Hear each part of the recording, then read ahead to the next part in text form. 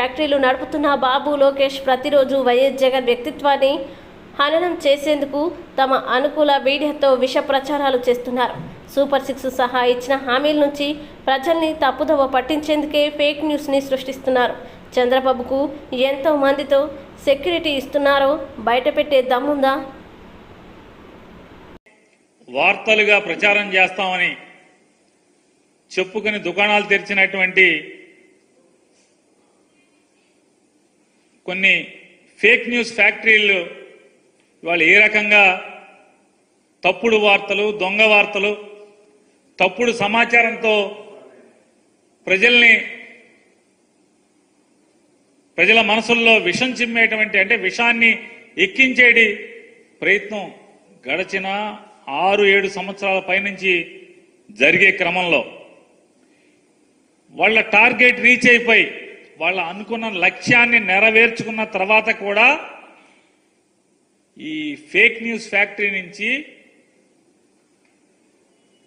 ఈ తప్పుడు వార్తలు రాయటం, చూపించటం ఆపకపోవటం అనేది వాళ్ళ కిరాతకమైనటువంటి మానసిక నైజానికి అద్దం పడుతుంది. ఇవాళ దురదృష్టం, రామోజీరావు గారు లేరనుకుంటే వాళ్ళ అబ్బాయి గారు కూడా ఉన్నట్టున్నారు. ఇప్పుడు ఆయన పేపర్లో ఇవాళ చూడండి రాస్తారు. ఎంత తప్పుడు వార్త, ఎంత విషపు వార్త అంటే జగన్ రక్షణకే 986 మంది, ఇంట్లో ఉంటేనే ఇంతమంది, బయటకెళ్తే 2-3 ఇంతలు. 5 ఏళ్లలో భద్రతా సిబ్బంది జీతాలకే 296 కోట్లు అని వండేసి వార్త రాసేసి అచ్చేసి వదిలేశాడు. ఇంత దుర్మార్గమా అని అడుగుతున్నాను నేను. వాస్తవానికి జగన్మోహన్ రెడ్డి గారికి అట్ ఏ టైం మీరు ఎప్పుడు లెక్కేసుకున్నా కూడా సివిల్ పోలీసులకు సంబంధించి సిఐలు కానీ, ఎస్ఐలు కానీ, హెడ్ కానిస్టేబుల్స్ కానీ 18 మంది ఉన్నారు, పనిచేశారు మొన్నటిదాకా ఆయన సీఎంగా ఉన్ననాళ్ళు. ఆర్మడ్ ఫోర్స్ అంటే ఆర్మడ్ రిజర్వ్ ఫోర్స్ అంటాం, వాళ్ళు ఆర్మడ్ ఫోర్స్ 33 మంది, ఏపీ స్పెషల్ పోలీస్ బెటాలియన్ నుంచి 89 మంది. మనం జగన్మోహన్ రెడ్డి గారి సీఎంగా ఉన్నప్పుడు బయటికి సీఎం గారు ఎప్పుడు వచ్చినా ఎక్కడైనా మనం బ్లాక్ డ్రెస్సులతో ఉండేటువంటి అక్టోపస్కి సంబంధించినటువంటి 13 మంది. వీళ్ళు కాకుండా సీఎం గారి ఇంటి సరిహద్దుల్లో, అంటే ఇంటి చుట్టూ కానీ లేకపోతే ముందు కానీ ఎటుకన్నా కానీ 23 మంది. కాన్వాయ్, సీఎం గారి కాన్వాయ్కి 21 మంది డ్రైవర్లు కానీ, సెక్యూరిటీ ఇన్స్పెక్టర్లు కానీ, అదే ఎస్ఐలో వాళ్ళ హెడ్ కానిస్టేబుల్ వాళ్ళు ఏ ర్యాంక్లో ఉంటే ఆ ర్యాంక్లో కాన్వాయ్కి 21 మంది. మొత్తం 196 మంది సీఎం గారితో ఉండేటువంటి సిబ్బంది. అంటే ఆయన కేటాయించబడినటువంటి 196 మంది సిబ్బంది.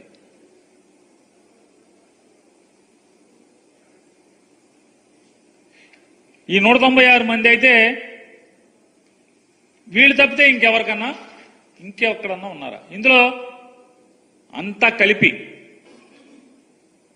సీఎం గారికి బెంగళూరులో సెక్యూరిటీ లేదు, కావాలంటే మీరు ప్రభుత్వం మీ దగ్గర ఉంది, చూసి చెప్పండి. కేవలం హైదరాబాద్లో సీఎం గారి ఇంటి దగ్గర మొన్న కొన్ని టీవీల్లో తెగ వార్తలు రాశారు. జగన్మోహన్ రెడ్డి గారి లోటస్ పాండ్లో ఆక్రమణలో కొట్టేశారని. సీఎం గారికి ఏం పడినా బాబు ఆక్రమణలకి? సీఎం సెక్యూరిటీ వింగు సీఎం గారి ఇంటి బయట పోలీసులు పడుకుంటాకి, ఆఫ్ డ్యూటీలో ఉన్న వాళ్ళు పడుకుంటాం కోసం తాత్కాలికంగా ఫుట్పాత్ మీద రేకుల షెడ్ నిర్మాణం చేశారు. ఈ రేకుల షెడ్ల నిర్మాణం, తాత్కాలిక నిర్మాణాలు చంద్రబాబు నాయుడు గారు హైదరాబాద్ ఇంటి దగ్గర పాత రోజుల్లో 1996 నుంచి ఉన్నాయి, ఎన్టీ రామారావు గారి దగ్గర ఉన్నాయి. అక్రమంగా నిర్మించి గగ్గోలు పెడుతున్నారా?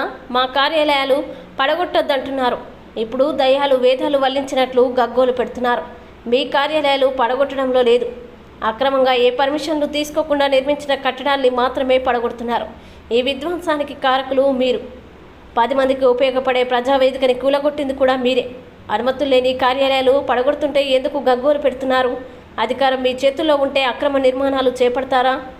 అన్ని జిల్లాల్లో అనుమతులు లేకుండా నిర్మాణాలు చేపట్టారు. సుప్రీంకోర్టు తీర్పును ఉల్లంఘించి గ్రీన్ ట్రిబ్యునల్ ఆదేశాల్ని లెక్క చేయకుండా అక్రమంగా పార్టీ కార్యాలయాల్ని, పంట కాలువలు, ప్రభుత్వ భూముల్లో కట్టడాలు చేపడితే చట్టం ఊరుకుంటుందా? పార్టీ కార్యాలయాలు అన్నీ రాంకి అయోధ్య రామరెడ్డి నిర్మిస్తారట. ఎలా? వైసీపీ ఓడిపోతే దొడ్డిదారిన రాంకి అయోధ్య రామరెడ్డికి ఆ భవనాల్ని కట్టబెట్టేందుకు జగన్ రెడ్డి దురాలోచన చేశారు. వాటన్నిటికీ మార్కెట్ రేట్ కడితే దాదాపు 900 కోట్ల రూపాయలు ఖరీదయ్యే స్థలాలవి. ఒక్కదానికి కూడా మీరు పర్మిషన్లు తీసుకోలేదు. అంటే మీరు అధికారంలో ఉంటే మీ ఇష్టం వచ్చినట్టు చేసుకోవాలనుకున్నారా? రాష్ట్రం మీ సొంత జాగీరా? మీ ఇష్టం వచ్చినట్లుగా మీ కార్యాలయాలు కట్టుకుంటూ పోతారా? చట్టం ఊరుకోలేదు, తన పని తాను చేసుకుంటూ పోతుంది. గగ్గోలు పెట్టేస్తున్నారు, పెద్ద పెద్దగా కేకలు వేస్తూ ఉన్నారు. మా కార్యాలయాలు పడగొడుతున్నారు, మా కార్యాలయాలు పడగొడుతున్నారని. లేదే, మీ కార్యాలయాలు కాదే పడగొడుతుంది. అక్రమంగా ఏ పర్మిషన్ లేకుండా, ఏ అనుమతులు లేకుండా నిర్మించిన ఒక కట్టడాన్ని పడగొట్టారు. పైగా దానికి మీరు గగ్గోలు పెడతారు, దయ్యాలు వేదాలు వల్లించినట్లు. అసలు ఈ పడగొట్టడానికి, ఈ విధ్వంసానికి కారకులు మీరు. 10 మందికి ఉపయోగపడే ప్రజావేదికను కూలగొట్టింది మీరు. అది ఎవరి సొంతం కాదు, ఏ పార్టీ కార్యాలయం కాదు, ఏ వ్యక్తికి సంబంధించింది కాదు. అయినా కూడా మీ అహం, మీ ఇగో సాటిస్ఫై చేయటం కోసం చంద్రబాబు గారు అక్కడే ప్రజలతో మాట్లాడేవారు. చంద్రబాబు గారు అక్కడే అధికారులతో మాట్లాడేవారు. చంద్రబాబు గారు అక్కడే పలు నిర్ణయాలు తీసుకున్నారన్న అక్కస్తోటి, ఈర్ష్యతోటి, ద్వేషంతో మీరు అంత గొప్ప బిల్డింగ్ను కూడా పడగొట్టారు. అది తప్పు, అది ద్వేషం, అది ఈర్ష్య. అటువంటి మీరు దయ్యాలు వేదాలు వల్లించినట్లుగా ఈ రోజున అనుమతులు లేని మీ కార్యాలయాన్ని అధికారులు పడగొడితే గగ్గోలు పెడుతూ ఉన్నారు. నేను అడుగుతున్నా, ఈ రోజున ఏ జిల్లాలో మీరు పర్మిషన్ తీసుకున్నారండి? ఏ జిల్లాలో మీరు పర్మిషన్ తీసుకున్నారు? శ్రీకాకుళం, అనకాపల్లి, పార్వతీపురం, కాకినాడ, రాజమండ్రి, ఏలూరు, విజయవాడ, తాడేపల్లి, ఇదే మీరుంటున్న పక్కన తాడేపల్లి, నర్సరావుపేట, బాపట్ల, నెల్లూరు, నంద్యాల, కడప, అన్నమయ్య, అనంతపురం, పుట్టపర్తి, తిరుపతిలో భవన నిర్మాణ అనుమతుల కోసం దరఖాస్తు కూడా చేయలేదు. మీరు కట్టడాలు మొదలుపెట్టారు. పడగొట్టరా? చట్టం చూస్తూ ఊరుకుంటుందా? మీ గవర్నమెంటే, మీ కార్యాలయం కట్టుకుంటారు. నాకు మళ్లీ జన్మ ఉంటే కుప్పంలో పుడతా అని ముఖ్యమంత్రి నారా చంద్రబాబు నాయుడు అన్నారు. కుప్పం నియోజకవర్గంలో ముఖ్యమంత్రి పర్యటిస్తున్నారు. 2 రోజుల పాటు నియోజకవర్గంలో ఉండనున్నారు.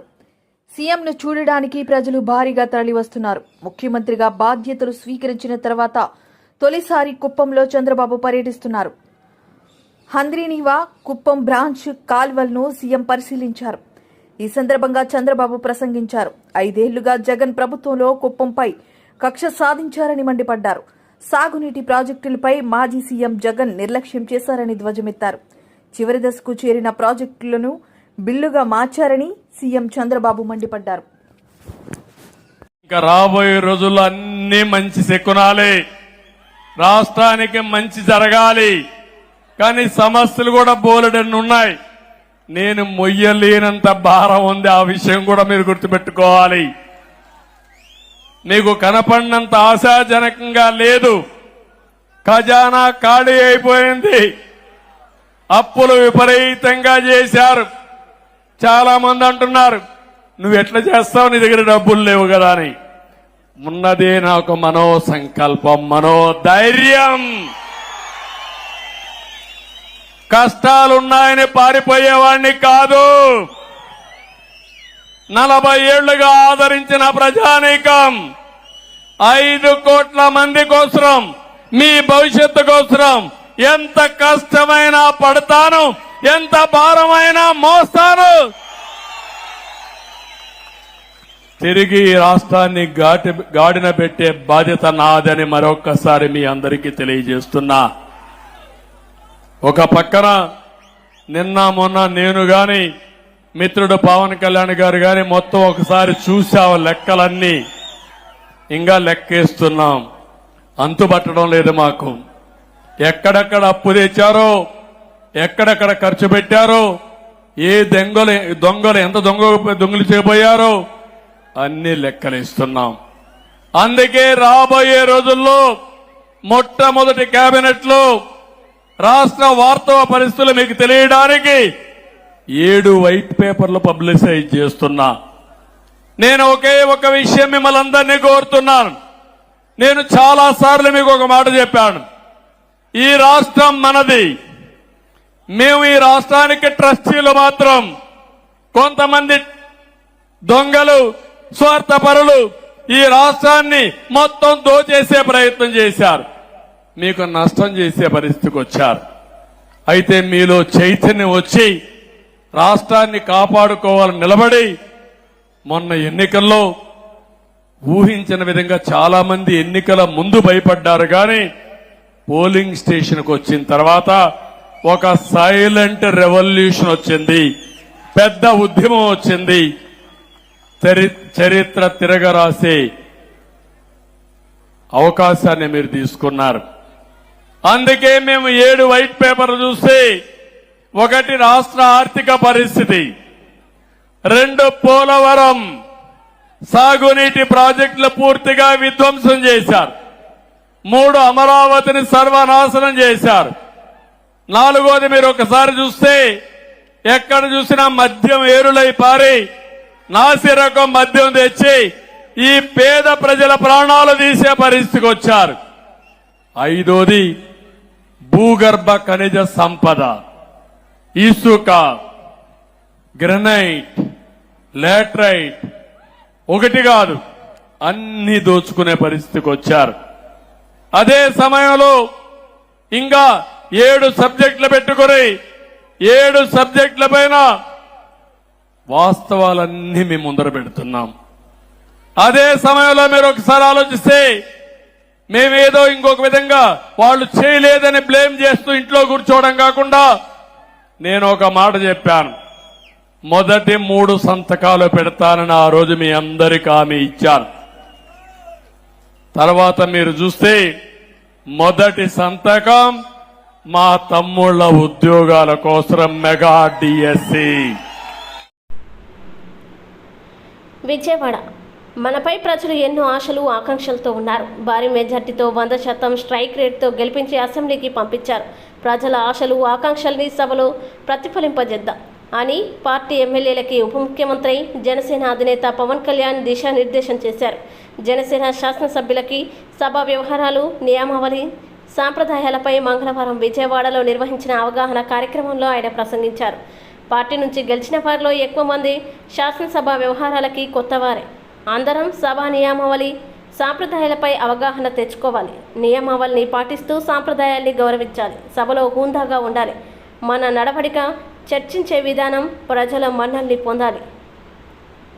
టైంని అలాట్ చేసి మరి, కాకపోతే నాకున్న సమస్య ఏంటంటే అందరూ కొంచెం ప్రిపేర్ అయ్యారండి బాగా. అంటే నేను చాలా శాఖలు ఉన్నాయి, మిగతా పనులు కూడా చూసుకోవాలి. కాబట్టి మీరు బాగా ప్రిపేర్ అయ్యి వచ్చి ఒక పరిష్కార మార్గం కూడా తీసుకెళ్ళండి. దాదాపు ఇలా ఆలోచించవచ్చు, ఇలా చేయొచ్చు. ఇందాక మీరు మాట్లాడుతూ అన్నారు, గత ప్రభుత్వం అంటే అంతకుముందు 2014 వచ్చినప్పుడు మా మీద కొంచెం కినుకుందన్నట్టుగా మీరు అన్నారు ఇందాక. అది అంటే భయపెట్టేవాడికి భయపడతారు, కానీ కొంచెం ఓపెన్గా సహజంగా కొంచెం వినే వాళ్ళతోటి ఎక్కువ ఆ బాధను మేము గత ప్రభుత్వం మిమ్మల్ని అందరినీ భయపెట్టింది. అది నేను అర్థం చేసుకోగలను. కానీ మేము మీకు భుజం కాసే వ్యక్తులు మేము. అందుకే ఒక వ్యవస్థని తిరిగి బలోపేతం చేయాలంటే చాలా చాలా కష్టసాధ్యమైంది. నాకు నిజంగా చెప్పాలంటే ఒకసారి నాకు ఇది నేను చాలా ఆనందంగా ఎంచుకున్న శాఖ. నేను ప్రభుత్వ ఉద్యోగ కొడుకుని, ఆ జీతాల మీద మేము పెరిగిన వాడిని. మా నాన్న జీతాలు రాకపోతే మమ్మల్ని స్కూల్ బయటికి పంపించి మళ్ళీ జీతాలు వచ్చిన తర్వాత మళ్ళీ స్కూల్లోకి అలౌ చేసినాయి అవి కూడా ఉన్నాయి నా సంఘటన. అలాంటి సంఘటనలు ఉన్నాయి. అందుకని కష్టాన్ని అర్థం చేసుకోగలను. అంటే 1వ తారీఖు జీతం రాకపోతే ఏమవుద్దు నాకు అనుభవం ఉంది నాకు. అలాగే ఆఖరి వారంలో డబ్బులు అయిపోతే కూడా ఆ పరిస్థితి కూడా నాకు తెలుసు. మాకు పొరపాటున మేము ఏదో ఇవి జరిగిపోయినాయి, కానీ మేము ఇలా ఈ సినిమా రంగంలో ఇవన్నీ ఉండటం వల్ల బేసిక్గా చాలా సాధారణ స్థాయి నుంచి వచ్చాం కాబట్టి అన్నిటికంటే కూడా సాధారణ స్థాయి మాకు భగవంతుడి వచ్చిన మమ్మల్ని తీసుకొచ్చిన సాధారణ స్థాయి కష్టాలని మేము మర్చిపోం. అందుకని ఈ రోజున రోడ్ల మీద బయటికి వెళ్ళి ఎందుకు ఆగి ఎందుకు మాట్లాడుతానంటే ఆ కష్టం ఎలా ఉంటుందో నాకు తెలుసు. ఇందాక మీరు ఇచ్చిన రిప్రజెంటేషన్ కూడా ఆ కష్టం ఎలా ఉంటుందో నాకు తెలుసు. సో ఇలాంటి స్పందనకి వెంటనే ఉంటుంది. కదా నేను కోరుకునేది ఏంటంటే మిమ్మల్ని గత ప్రభుత్వం మిమ్మల్ని భయపెట్టింది. అంతకుముందు ఉన్న ప్రభుత్వం మీరు ఏదైనా ఒక నిరసన చెప్పడానికి చాలా బలంగా చెప్పగలిగేవారు. కానీ ఇప్పుడున్న కూటమి ప్రభుత్వం మీకు అండగా నిలబడుతుంది. ఫస్ట్ ముందస్తుగా మేము మీతో గొడవ పెట్టుకోవడానికి లేదు ఫస్ట్. ఎందుకంటే బ్యాడ్ బ్లడ్ ఉండకూడదని ఫస్ట్ ఫోన్ చేశాను మీకు. అరే వస్తే నువ్వు కలవలేదండి, నువ్వు కూర్చొని పెద్ద ఆఫీసులను కలుసాం, మమ్మల్ని కలవవా అనే ఒక చిన్న బాధ ఏదైనా ఉంటుంది. ఎందుకంటే నాకు తెలుసు, మా నాన్న బాధ నాకు తెలుసు. అందుకని వెంటనే ఫోన్ చేశానండి. ఆ కష్టం నాకు తెలుసు. ఇంకా నేను మీకు ఒకసారి ఏమైపోతుంది, అందరూ ఒకేసారి వచ్చేస్తే నేను మాట్లాడలేని పరిస్థితులు తప్ప మీరు 1-on-1 కూర్చొని గ్రూప్గా కూర్చుంటే మటుకు నేను చాలా మీకు ఫస్ట్ వినే వ్యక్తిని. నేను విన్న తర్వాత పరిష్కార మార్గం వెతుకుతాను. మీకు గత 10 రోజుల్లో గత ఛార్జ్ తీసుకున్నప్పటి నుంచి నేను రివ్యూలు చేస్తూ ఉంటే ఉన్న పరిస్థితి, మీరు ఉద్యోగాలు లేవు, లేదంటే మనకి పర్మనెంట్ చేయలేదు, లేదంటే కూర్చొని గ్రేడేషన్ మార్చాలి, లేదంటే 2003 మాకున్న ఓల్డ్ పెన్షన్ స్కీమ్ అప్లై చేయాలి, రకరకాల అనేక సమస్యలు ఉన్నాయి. వీటన్నిటినీ చాలా క్షుణ్ణంగా మీ దగ్గరతో వింటారు. కాబట్టి వీటన్నిటికీ మించి మూలం ఆర్థిక మూలం. రాష్ట్ర విభజన జరిగినప్పటి నుంచి ఈరోజు దాకా ఆంధ్రప్రదేశ్ ఇంకా ఉణుకుతూనే ఉంది, ఆర్థికంగా నిలదొక్కుకోలేదు. మేము కూడా ఓటు చీలకూడదు, అందరికి కలిసి రావాలి. ఎందుకన్నామంటే 7వ వార్డు కార్పొరేటర్ పిల్లా మంగమ్మ కామెంట్స్. మధురవాడకి సంబంధించి మానం ఆంజనేయ కాలనీలో అనేక అక్రమాలు జరుగుతున్నాయి. కాలనీలో మిగిలిన స్థలాన్ని కబ్జా చేసి ఫ్లాట్లా వేసి అమ్మారు. అంతేకాకుండా జీవీఎంసీ పార్కులో మీరు శివాలయం ఎలా నిర్మించారు? గెడ్డను కప్పేసి 20 ఫ్లాట్లను కొత్తగా పట్టాలు సృష్టించారు. వీటికి కొంతమంది అధికారులు, స్థానిక నాయకులు కూడా దీని వెనుక ఉన్నారు. ఇన్ని అక్రమాలపై ప్రశ్నిస్తే దురుసుగా సమాధానాలు ఇస్తున్నారు. మానం ఆంజనేయ కాలనీలో ఎన్నో దొంగ పట్టాలు సృష్టించారు. పిల్ల వెంకట్రావు కామెంట్స్. మొన్నటి వరకు తమ్మినేని సీతారాం, తర్వాత ఇప్పుడు కోన రవి వెనుక ఉన్నారని అంటున్నారు. ఏ పార్టీ అధికారంలోకి వస్తే ఆ పార్టీకి ఈ సురేష్ అనే వ్యక్తి కొమ్ము కాస్తారు. ఇదే కాలనీలో ఉన్న ఓ వ్యక్తి పట్టాను గతంలో ఇక్కడ పనిచేస్తున్న ఓ ప్రభుత్వ అధికారికి అమ్మేశారు. బొడ్డుపల్లి సురేష్ అనే వ్యక్తి గతంలో జీవీఎంసీలో పనిచేసేవారు. బొడ్డుపల్లి రాము అనే జోనల్ కమిషనర్ ఉన్నప్పుడు సురేష్ అనే వ్యక్తికి ఉద్యోగంలోకి వెళ్ళకపోయినా కొన్నాళ్ళు జీతం కూడా ఇచ్చేవారు. అందరికీ నమస్కారం. ఈరోజు ఈ ప్రెస్ మీట్ కారణం ఏమిటంటే, భీమిలి నియోజకవర్గంలో 7వ వార్డులోని మానవాంజనేయ కాలనీలోని జరుగుతున్న అక్రమాల కోసం ఈరోజు ఈ ప్రెస్ మీట్ పెట్టడం జరిగింది. అక్కడ ప్రెసిడెంట్గా ఉన్న అతను బొడ్డేపల్లి సురేష్ అని భూదందాలు చాలా ఎక్కువగా చేస్తున్నాడు అతను. ఎందుకంటే అతను ఇదివరకు ఒక గడ్డగా వదిలేసిన భూమిని ఈరోజు కప్పేసి అది 20 ఫ్లాట్లు కింద అది అమ్మేసి 20 ఫ్లాట్లు చేసి అది అమ్మడం జరిగింది. అంతేకాకుండా దానికి 40 అడుగులు రోడ్డు కూడా వేయడం జరిగింది. ఈ కిందన 40 అడుగులు రోడ్డు కూడా వేయడం జరిగింది. అంతటితో ఆగకుండా ఇది జీవీఎంసీ పార్క్. ఇది ఇక్కడ చూస్తున్నారు కదా, జీవీఎంసీకి పార్క్ కింద నిర్మించారు. ఇది వదిలేశారు ఈ ప్లేసు. అటువంటి ప్లేస్లోని శివాలయం కట్టారు. శివాలయం ఎలా కట్టారు? జీవీఎంసీ వదిలేసిన పార్కుకి మరి జీవీఎంసీలో కార్పొరేటర్గా అది కార్పొరేటర్ అధికారం ఆమోదించిన తర్వాత వీళ్ళు కట్టారా, లేదంటే జీవీఎంసీ కార్పొరేషన్లోని వీళ్ళు కౌన్సిల్లో పెట్టారా? పెట్టకుండా ఎవరు ఆమోదించారు? దాని గురించి ఏంటి? మరి శివాలయం ఎలా నిర్మించారు? మరి దీనికి అధికారులు కూడా సహకరిస్తున్నారు. దీనికి 20 ప్లాట్లు 20 ప్లాట్లు ఎలా చేశారు? గోర్జంతా కప్పేసి అది 20 ప్లాట్ల కింద చేసి దానికి 40 ఫీట్ అడుగులు రోడ్డు నిర్మించారు. దీనికి అది కూడా చేశారు. అది ఒకరి వల్ల అవ్వదు. దీనికి అధికారులు కూడా దీనికి సాయపడ్డారు. అదొకటే కాకుండా దీనికి లోకనాయకులు కూడా సాయపడ్డారు. ఇందులో ఉన్నోళ్ళు అందరూ కూడా ఇప్పుడు అందరూ కూడా బయటికి రావాలి. ఇది చాలామంది ఇప్పుడు 4-5 వచ్చారు ఇతని దగ్గరికి. ఇదివరకల్లా మీరు ఏం చేస్తారని అడగొచ్చు. 4-5 వచ్చి ఇళ్ల స్థలాల కోసం ఈయన అడిగారు. అడిగితే ఈ ఇళ్ల స్థలాలు ఎక్కడున్నాయి ఏంటి అని ఇతను వివరంగా అక్కడికి వెళ్ళి చూడడం జరిగితే ఇది నా ఇష్టం, నేను అమ్ముకుంటాను, మమ్మల్ని ఎవరు అడుగుతారు అనే మాటలు వచ్చాయి. పేదవాడికి ఇచ్చిన స్థలాలు వీళ్ళు ఎలాగ అమ్ముకుంటున్నారు? దేనికి అమ్ముకుంటున్నారు వీళ్ళు? ఇళ్ళ స్థలాలు వాళ్ళకి ఇచ్చినవి, వాళ్ళకి కేటాయించినవి వాళ్ళకి వదిలేయాలి. వాళ్ళు లేరు కదా అనేసి ఇలాంటి ఇల్లు పట్టాలు సృష్టించారు. ఇల్లు పట్టాలు డూప్లికేట్ పట్టాలు సృష్టించి ఇది అమ్మడం జరిగింది ఒక్కొక్కరికి. అదే కాదు, ఇది ఒరిజినల్లో జెరాక్స్. ఇది 1998లో ఇచ్చిన పట్టాలు. ఇది 1998లో ఇచ్చిన పట్టాలు 125/2. ఇది అప్పుడు మానవాంజనేయ ఎమ్మెల్యే గారు ఇవి ఇచ్చారు. ఇవి పేదలకి, నగరం పాలనకి, మల్లయ్యపాలానికి, గ్రామాలకి రెండిట్లకి కలిపి ఇవి ఇళ్ళ స్థలాలు ఇచ్చారు ఆ రోజుల్లోనే. ఇస్తే అవి చాలామంది అక్కడ వసతులు లేక దేనికి కూడా నోచుకొని స్థలాలు ఇవ్వడం వల్ల వాళ్ళు ఏం చేశారంటే వేరే ఊర్లు వెళ్ళిపోతే ఆ భూముల్ని వీళ్ళు ఆక్రమించి